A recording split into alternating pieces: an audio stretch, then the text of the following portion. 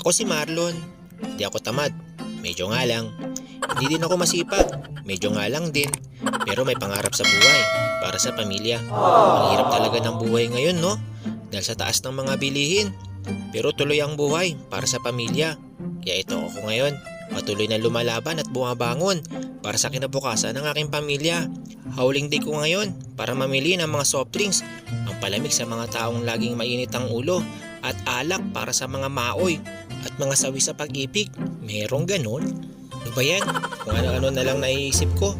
Nadamay tuloy mga maoy at sawi sa pag-ibig sa aking pamimili. Joke lang mga kamyaw.